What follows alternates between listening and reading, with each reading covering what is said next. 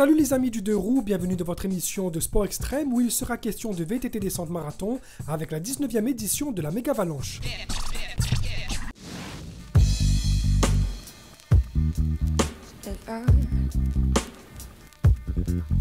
19 ans qu'elle existe et en attendant le 20e anniversaire l'année prochaine, profitons de cette édition 2013 de la Méga-Avalanche de Saint-Paul qui s'est courue dans des conditions assez particulières. » Ouais, ça fait une paire d'années que je viens, mais là c'est vraiment la première année que c'est comme ça. Et ce qu'on entend par assez particulière, c'est cela, du gros brouillard et de la pluie au mailles d'eau, il va y avoir du sport.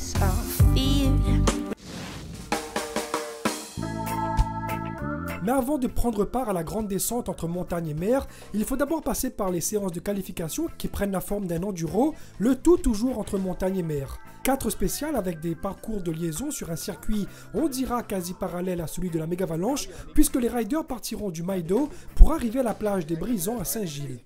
Et les premiers à ouvrir le bal, ce sont les top pilotes, les grands favoris de cette 19e édition, à savoir le quadruple vainqueur de la Méga, Rémi Absalon, au milieu, à sa gauche le vainqueur de l'édition précédente, Nicolas Lowe, et Jérôme Clemens au premier plan, premier de la Méga-Valence d'Alpe d'Huez en 2013.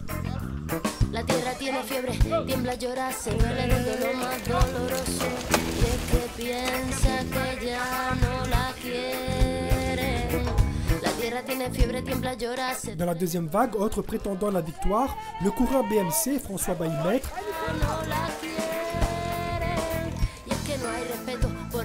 Et derrière, les prétendants réunionnais, avec Florent Payette, 15e de la Coupe du Monde de DH en 2013, Grégory Maillot, Fabrice Barré, et le premier réunionnais de la Méga 2012, Pascal Yenpon. 15 secondes. Garde départ là, garde départ là. Go. Allez Pierre, allez.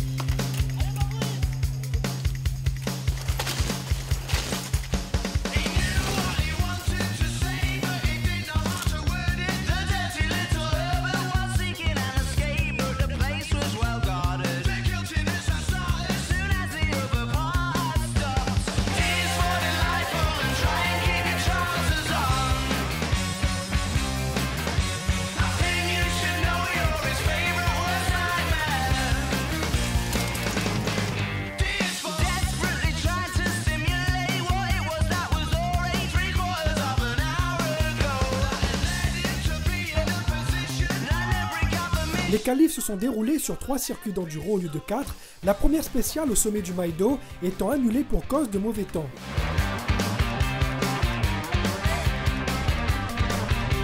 La dernière spéciale s'est courue aux abords du golfe du Bassin Bleu, à la Saline Léo.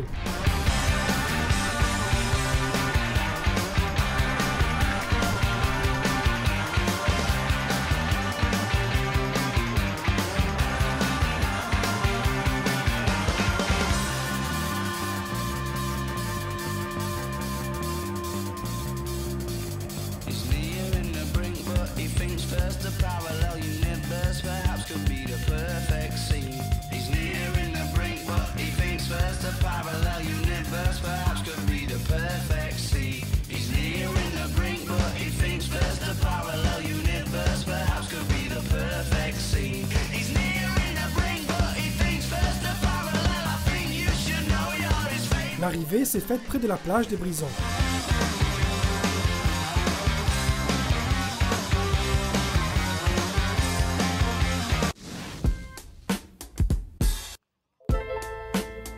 Mais après le beau soleil de Saint-Gilles, changement de décor beaucoup plus haut, au sommet du mailles d'eau. Cela faisait longtemps que les riders n'avaient pas pris de départ dans de telles conditions. Quand je reste en dedans parce qu'on l'a frais quoi. Ah oui, il fait frais, chauffe le corps. Sinon t'as l'air la courbe va monter. Justement, si on chauffe le corps maintenant, on la frette tout de suite après, tout à l'heure, va saisir. Bon, ben on va sortir pour pédaler un peu avant. Le froid, ce n'est pas ce qui dérange le plus les top pilotes métropolitains qui sont sur leur garde. Bah, je vais faire le max, mais honnêtement, j'ai pas non plus envie de me tuer parce qu'il y a vraiment moyen de se faire mal. Donc, si je vais quand même y aller sur la défensive, j'ai pas. C'est abrasif quand même, hein. T'as pas trop envie de tomber là. Non, en venant des Vosges, je sais rouler dans la boue, il n'y a pas trop de problème, mais c'est vrai que quand on arrive ici à La Réunion, on s'attend à terminer la saison au soleil et à rouler dans la poussière. Et ça va, il fait pas trop froid, mais bon, on s'attendait quand même à rouler sur le sec. Et pour les autres aussi, la boule au ventre est bien présente. Je pense qu'on a tous un petit peu la boule au ventre parce que ça risque de quand même de glisser pas mal et voilà, puis de démarrer comme ça avec sans concurrent à droite et à gauche, ça risque d'être vraiment chaud. Là, ben, je suis prêt. On va essayer de gérer la course. Surtout que c'est bien mouillé. Et puis, il y a ceux qui aiment ça. Le temps, il aime ça, moi, la boue. On fait avec. Ça va tourner à mon avantage, j'espère. Et puis, si ça tourne pas à mon avantage, on se sera bien amusé. On va jouer dans la boue. Et... À ton avantage, pourquoi? Parce que le sentier est difficile et j'adore ça. Bon, si on peut déjà se faufiler et prendre un bon départ, ça sera le top. Et après, donner le maximum. Mais bon, avec une course, on peut jamais définir dès le départ. Mais bon, on fera le maximum. J'ai un bon vélo.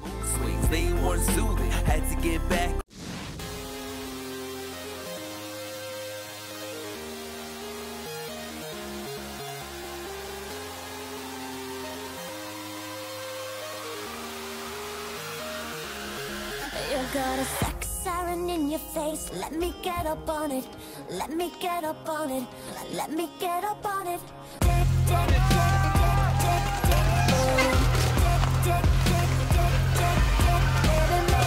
9h20 au sommet du Maïdo, le départ de la 19e méga-avalanche est donné avec 5 minutes de retard et c'est Olivier Jordanengo qui prend le all shot devant Fabrice Barré. Les riders s'engouffrent alors dans le brouillard du Maïdo avec une première partie de terrain bien humide et boueuse. On peut voir ici les images du sol avec cette caméra embarquée proposée par Fabrice Barré, multiple vainqueur du Trophée Scott de DH.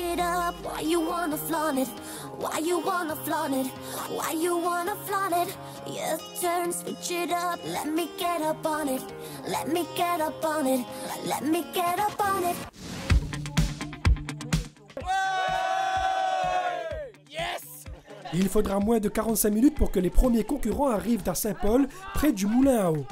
Les spectateurs se sont amassés aux abords du sentier et c'est François Baillemaitre qui pointe en tête non loin de la ligne d'arrivée et qui remporte cette 19e édition de la méga-avalanche devant Jérôme Clements, pas loin derrière. Et la joie se lit sur son visage, du coup il passe, on l'a raté. Derrière lui, Jérôme Clements, vainqueur de la méga-avalanche. C'est parti vite, j'ai fait un bon départ parce qu'il y avait Nicolas Lowe qui s'est retrouvé devant moi sur les dalles qui allait très très vite. J'ai pas réussi à le suivre d'entrée. Après je pense que j'ai fait une bonne partie là sur les remparts. Et en plus Nicolas a crevé là. Et là je me suis dit waouh, je me retrouve devant, il n'y a personne derrière, il va falloir gérer la course. Je me suis retrouvé dans une autre situation et puis je me suis dit au niveau mental, il ne faut pas penser gagner, il faut penser à rouler propre. Parce qu'il y a tellement moyen de faire des erreurs dans le bois qui était ultra exigeant, très physique. Et du coup j'ai quand même fait des erreurs. Je suis tombé un coup à 2 km/h, si vous voulez, c'est pas très grave, mais j'ai tordu le guidon, donc arrêté, obligé de remettre.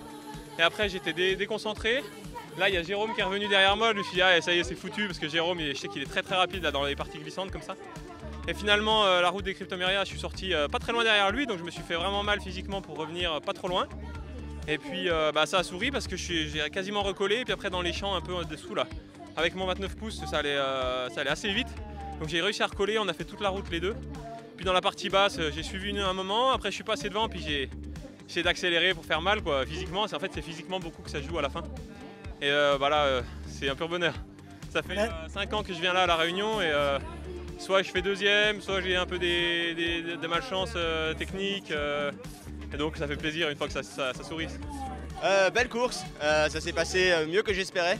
J'étais venu pas trop entraîner ici, plus en vacances. Mais comme dit, on est compétiteur, donc on se prend au jeu. Une fois que le départ est lancé, on donne tout. J'ai fait un départ correct, je suis parti 3e. J'ai réussi à reprendre la tête dans les bois techniques.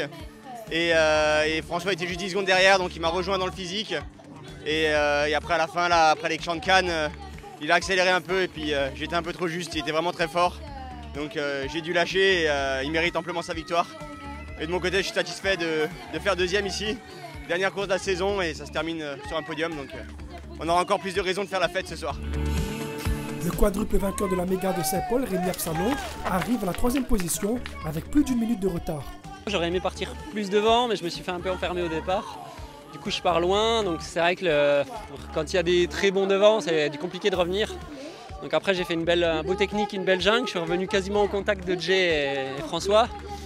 Puis dans la deuxième partie physique, ils étaient un peu plus forts que moi, donc j'ai assuré ma 3e place. J'ai géré comme ça, mais je suis quand même content de finir sur le podium, c'est cool. Rémi Thirion est 4e. Et à la 5e position, on retrouve le premier Réunionnais, Florent Payette, qui réussit l'exploit de partir de la ligne D et de remonter ses concurrents pour atteindre le top 5. J'avais pas le droit de gérer parce que je partais loin et il fallait que je donne tout le temps. Et c'est vrai que je suis parti assez loin. Les gars ont été fair play, merci à tous ceux qui m'ont laissé passer quand j'ai crié.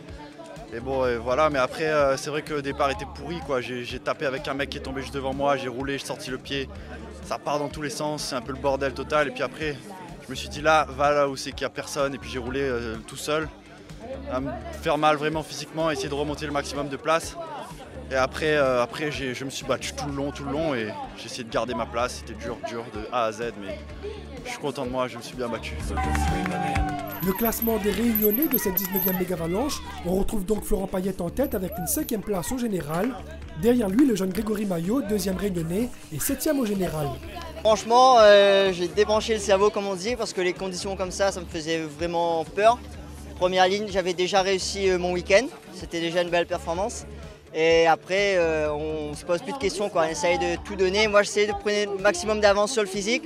Florent me dit gère. Moi, je mettais tout ce que j'avais sur le physique parce qu'après, j'étais forcément un petit peu plus lent dans le technique, quoi.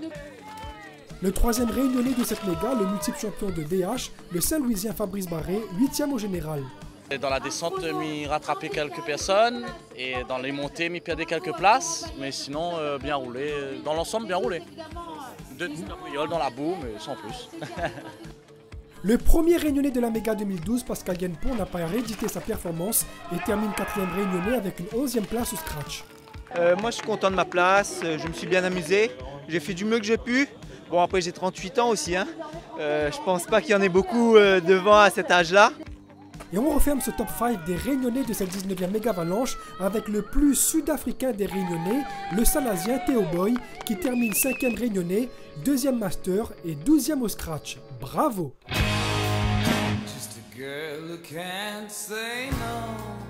Voilà ce que l'on pouvait dire de cette 19e édition de la Mégavalanche de Saint-Paul, mais ce n'est pas fini, on y reviendra la semaine prochaine dans le zapping de fin d'année de Max Ride. On ne peut pas terminer cette émission sans dire un grand merci à cet homme, Lucas Tanus, car sans les images qu'il nous a fournies, cette édition n'aurait tout simplement pas pu se faire. Merci à toi l'ami. Max Ride c'est terminé, on se retrouve la semaine prochaine pour la dernière émission de l'année. Salut les riders!